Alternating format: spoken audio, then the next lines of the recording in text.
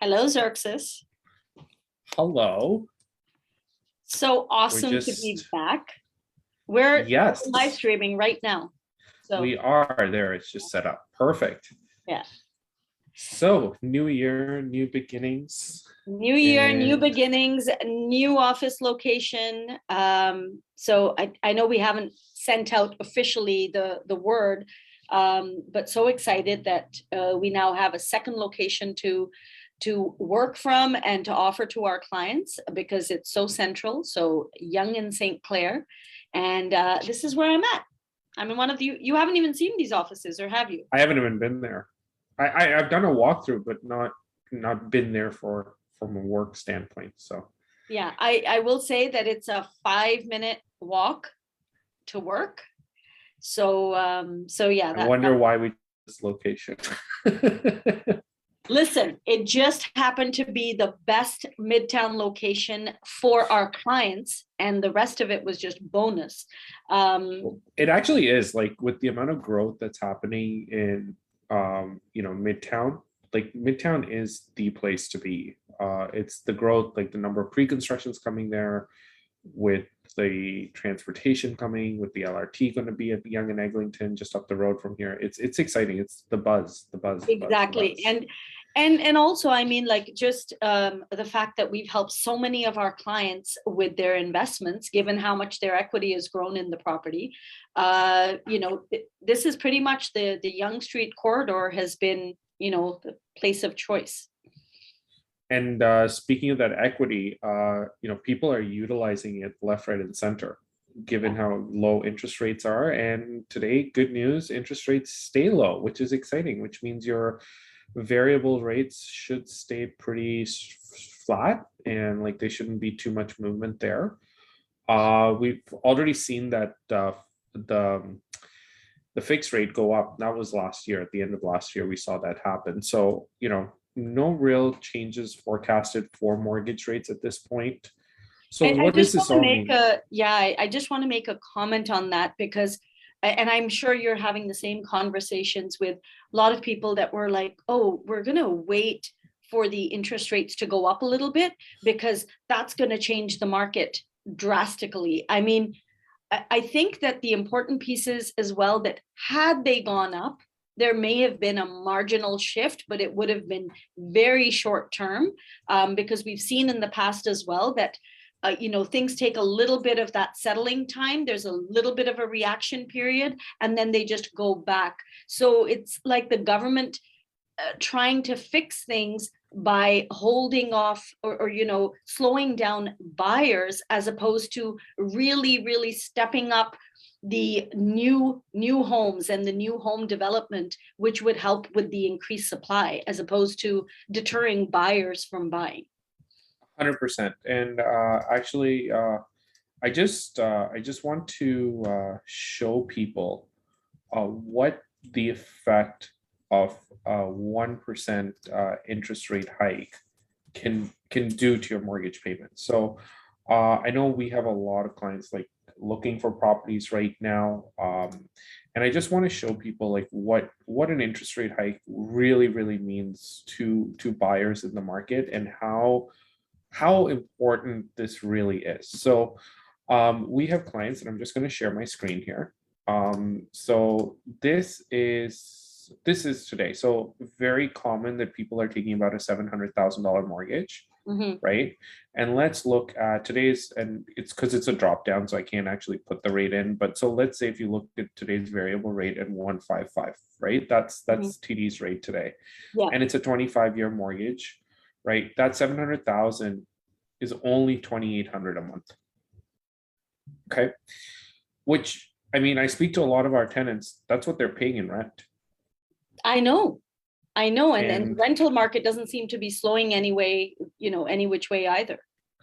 so here's the fun part. Okay, so out of that 2,800, you have to ask yourself, okay, well, like, people feel like they're paying 2,800, but really speaking, there's a large chunk of that 2,800 that's actually going back into their own pocket. Mhm. And well, this is what the math is at the end of 5 years. So at the end of 5 years, you would have paid a total amount of $168,000, of which $49,000 is the actual cost of borrowing that money, which is a lot of money, no Mhm. question. Mhm. But look how much, 120,000 is actually going back into people's own pocket. So it's like taking it from one account and putting it into another. That's literally what it is. It is, So and also, I mean, you know, our favorite way of when we're speaking to tenants that are considering home ownership as an option, it's like this is what we mean when we say you are paying your landlord's mortgage, because that would have been what you're paying every month in renting. That's what's going into your landlord's bank account towards their mortgage. 100%. So the question really becomes, we're talking about interest rates today and how this affects the market. Mhm. Let's take that same 700,000 and let's take a 5-year fix, which is a 2.94. So it's about double the rate for a 5-year fixed. Okay. So now you're paying 197,000 over 5 years versus the original amount, which was 168. So $30,000 more. Mhm. But look, it's not that you're paying $30,000 more in interest, because you're paying actually $45,000, $46,000 more in interest, and much less goes into your pocket. So this piece is a Mhm. very important factor, because the question really becomes, what effect is this interest rate going to have on the market? And like you rightly said, the government is, I mean, the interest rate affects everything in our economy, real estate being a part of it, and then Toronto real estate being an even smaller part of it.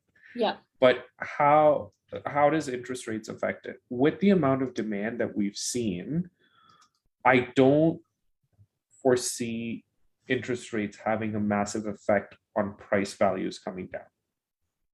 Oh, 100%.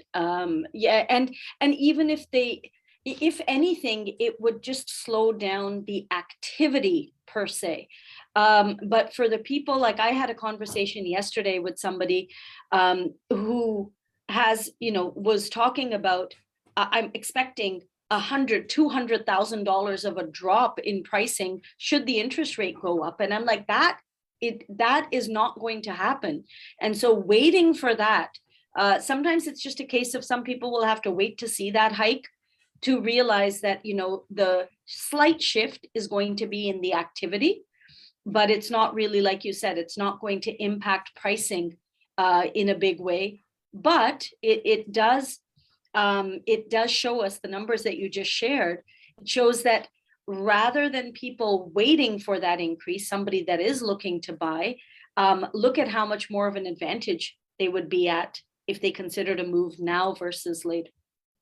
So just two things over there. I'm just going to share my screen again. So let's go back to this. So this is the purchase at, say, that $700,000 mortgage on that 1.55% interest rate.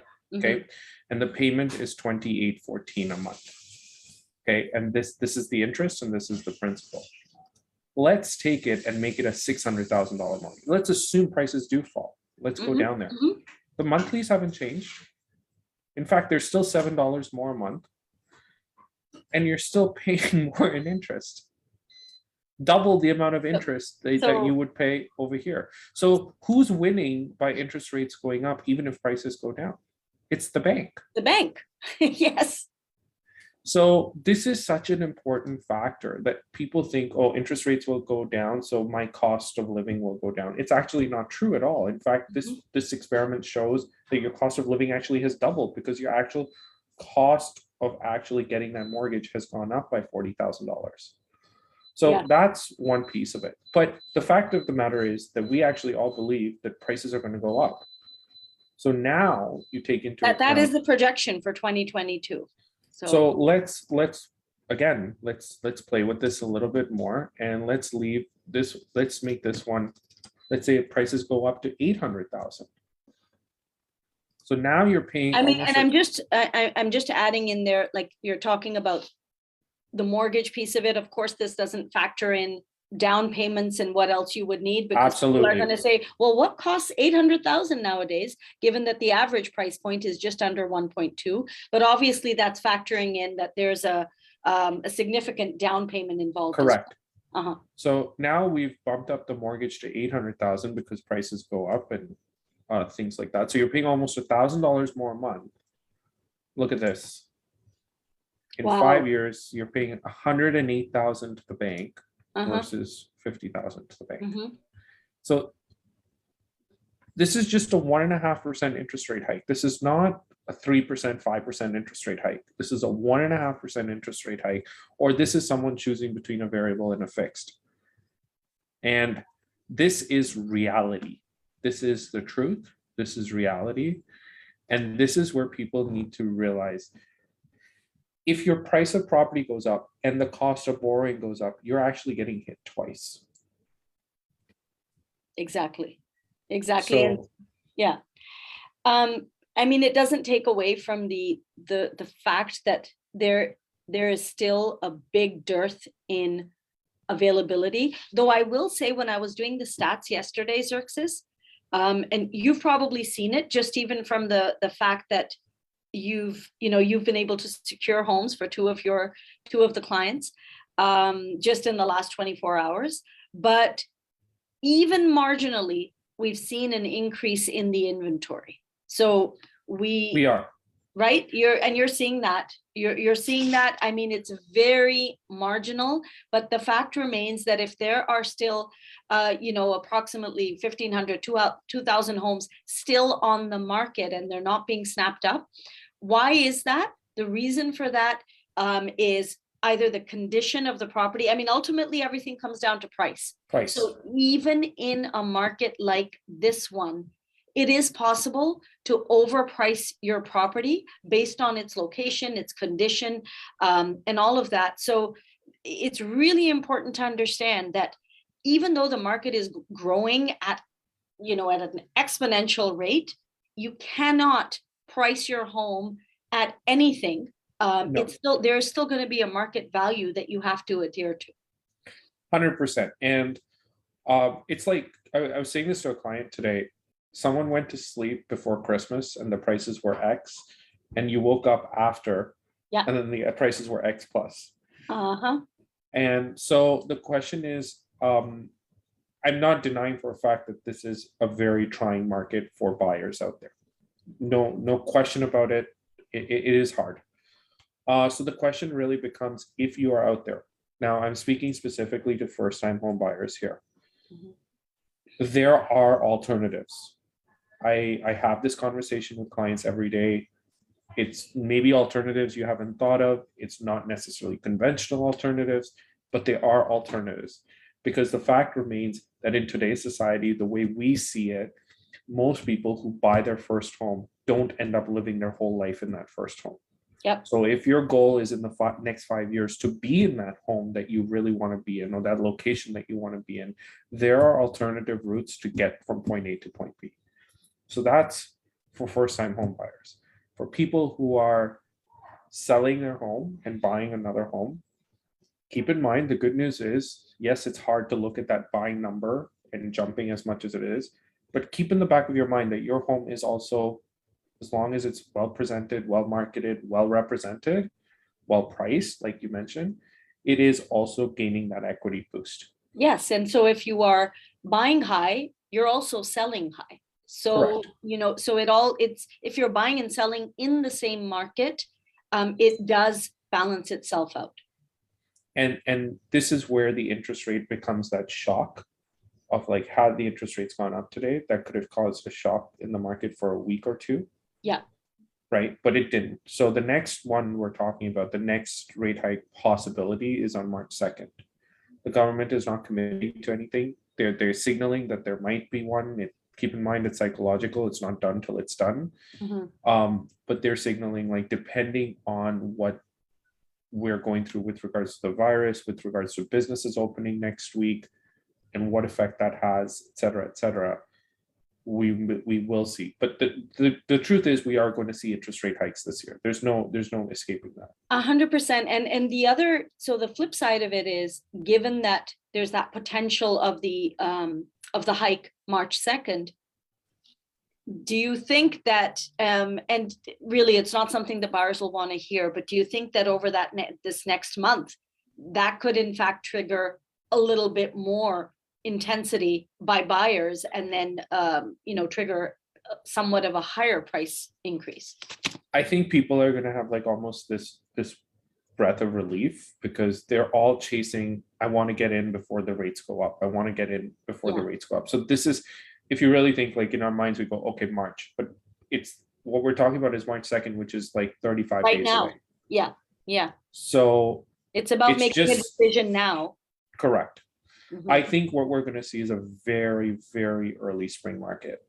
I think it's you're gonna see that spring market take off. It's gonna be a 5 months spring market because it's 120 days from that March 2nd date where people are gonna lock in. So we've got 4 months on that end plus 30 days today.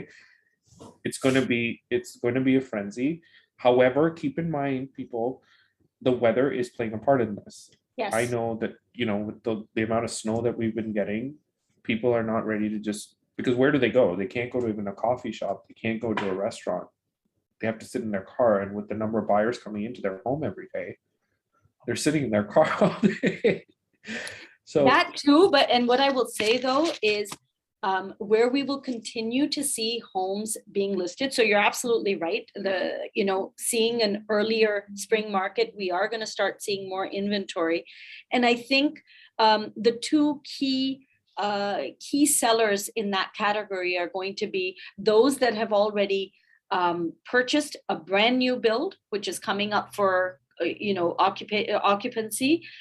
Those are the people that are going to go into the market, and there's really no second guessing. Do we do it? Do we not? Because they have something.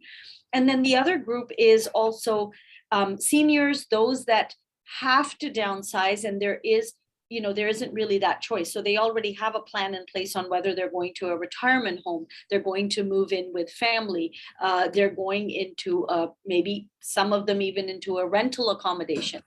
And so those are, and where it's like life changes that cannot, they can't accommodate those life changes without making the move.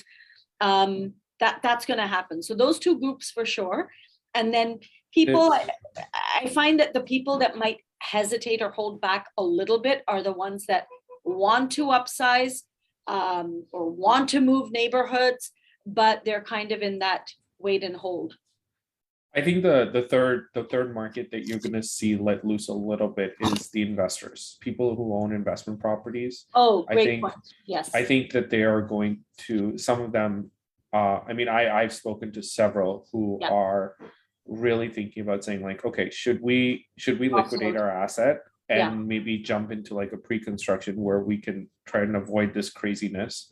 Mhm. We're not doing multiple offers and bidding wars and things like that in order to secure our next property, and we have a decent amount of cash coming out of the property when they liquidate it. I think decent is probably an understatement.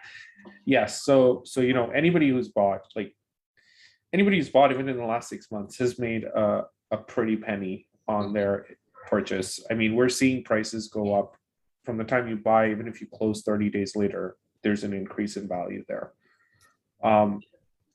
So what are our recommendations through this? Our recommendations are speak to your mortgage broker, maybe speak to them about what do we do? Or should we go with variable? Should we go fixed? That's somewhat a personal and circumstantial decision. I would say my advice to people is don't wait for the long run. Yeah. Wait till things, if you don't need to buy today, just keep an eye on the market, but keep a very close eye on the market and keep a close eye on your micro market. So we're seeing, places like Oakville, Markham, like the high demand neighborhoods that are really getting a lot of traction. So keep an eye on, and also keep an eye on your price point. The number of offers that drop off after that 1.7, 1.8 million for people who are upsizing Yeah, significantly reduces the amount of competition. exactly. So those are my tips with regards to, are you selling? Should I sell? Should I buy? Again, speak to your professional. We can definitely sit down with you and help you create that. Every single transaction is different. We say this every day. And so each plan for every client is a different plan. So, we can show you on how you can secure a home For in sure. this And market. I would add one thing as well, Xerxes, for people that are thinking about getting into the market over the next 2, 3, 4 months. This is something that we always put out there. And their thought is, well, I'm not going to be in the market for another 3 months. So I will call my real estate professional just before I want to list. And what I would say to you is call us now if you're thinking of listing in March or April, because this is the time to have that initial conversation. You'd be surprised at how much goes in to the actual prepping for homes that need to be in the market 2 or 3 months from now. So the conversation to be had is now rather than waiting a couple of months just before getting into the market. Timing is everything. I had a call with a client on January 2nd for them talking about a July sale. Oh, yeah. Yeah. So it's not unheard of. We've seen it, Geeta. I mean, you've sold homes in February with the November closing because the Yeah. market was hot. Exactly. And that's why, especially given the market right now, this is a now conversation to have. People, kind of don't realize that they always think that, oh, the spring market, the fall market. We have not had that kind of a traditional market since No. probably 2015. And so it's that educational piece about, don't clue in so much to that traditional spring or fall market. The market is totally different. And so we're happy, we're all here to answer any questions that you might have, whether or not it's the right decision for you to list now or to wait. But we're here to answer them. And also, I don't want to forget, February 2nd, you are doing Yes. a webinar for first-time home buyers. You always bring such valuable information to that webinar. So anybody that is looking to, even thinking remotely about home ownership, even in the distant future, it would be a very valuable webinar to attend. February 2nd, 7 to 9. Yeah, That so would be that's this, typically when it is. And yeah, we're going to and be it's on posting it. Facebook. We've got it on social. So look out for it, and we will be sending out an email to our database as well with the details. Perfect. Well, thank you so much for joining me, Geeta, today. This is an exciting topic. For anybody who has any questions regarding interest rates or what the market is doing, reach out to us. We're available through social media, info@teamlatchwell.com, or you can give us a call. So look forward to hearing from people. Have a great day. Stay safe. See you, and you need to come to the new office now. Looking forward to it. Bye. Bye.